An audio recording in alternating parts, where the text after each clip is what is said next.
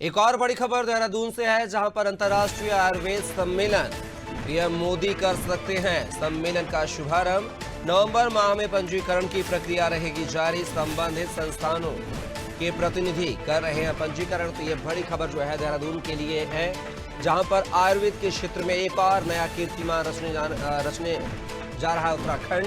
PM Modi इस सम्मेलन का जो है शुभारंभ कर सकते हैं। नवंबर माह में पंजीकरण की प्रक्रिया जारी रहेगी और जो संबंधित संस्थाओं के प्रतिनिधि हैं वो पंजीकरण भी करा रहे हैं। ज्यादा जानकारी के साथ हमारे उत्तराखंड के bureau head Sonu Singh phone line पर लगातार हमारे साथ बने हुए हैं।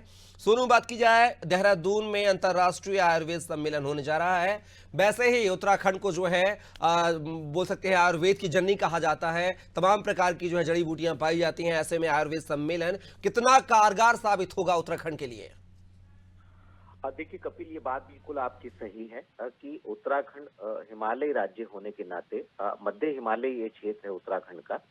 ऐसे में चूंकि हिमालय राज्य है, पर्वतीय राज्य होने के नाते उत्तराखंड में जड़ी बूटियों की और खास तौर से आयुष और आयुर्वेद की अपार संभावनाएं हैं और इसको और कैसे बेहतर बनाया जा सकता है, इसके लिए पहली बार उत्तराखंड में एक अंतर्राष्ट्रीय स्तर का आयुर्वेद का जो सम्मेलन है वो आयोजित किया जा रहा है। विश्व आयुर्वेद कांग्रेस के लिए जो अलग अलग देशों के प्रतिनिधि हैं, संस्थाओं से संबंधित आयुर्वेद सेक्टर के, चाहे वो उसमें एनजीओ हो, चाहे वो कंपनी हो या सरकारी संस्थान के जो प्रतिनिधि हैं, उन्होंने पंजीकरण कराना शुरू कर दिया है। जो विभाग के अधिकारियों से हमें जानकारी प्राप्त हुई है कपिल, उसके मुताबिक तकरीबन 4,500 से ज्यादा अभी तक प्रतिनिधि जो हैं वो पंजीकरण करा चुके हैं। और जिस तरह की यहाँ की आबोहवा है, जिस तरह के यहाँ की जड़ी बूटियों का उत्पादन है, इसको सरकार और बढ़ावा देने जा रही है। और इस बार की ये पहली बार चूंकि ये आयोजन होने जा रहा है, इसमें जो थीम है कपिल वो डिजिटल हेल्थ रखी गई है। और ऐसे में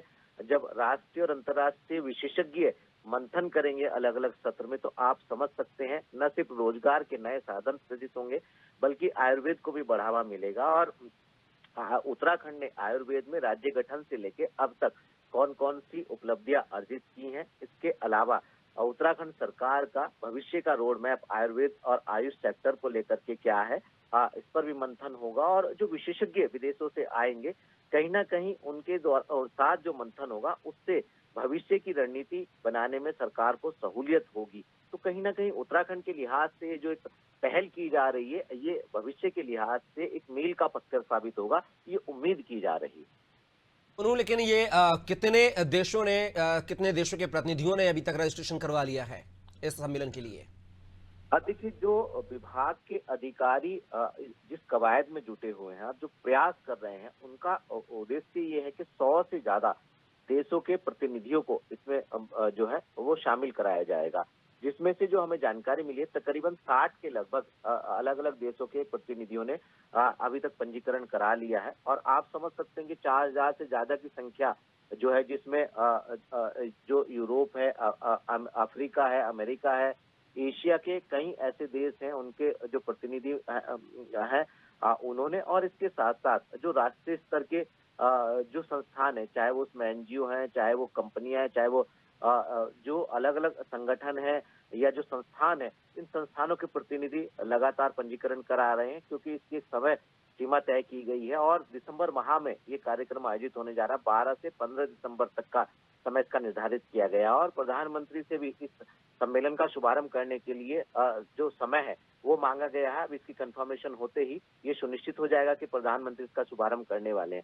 लगातार विभागीय स्तर पर प्रयास किए जा रहे हैं। मुख्य सचिव लगातार मॉनिटरिंग कर रही है और आने वाले समय में मुख्यमंत्री भी इसकी एक समीक्षा बैठक करने वाले हैं। सोनू, आप हमारे साथ बन रहेगा, आगे भी आपसे जानकारी साझा करेंगे। तो ये खबर जो है देहरादून से थी, जहां पर राष्ट्रीय अंतर्राष्ट्रीय आयुर्वेद जो है सम्मेलन होने जा रहा है, जिसमें पीएम मोदी शिरकत कर सकते हैं।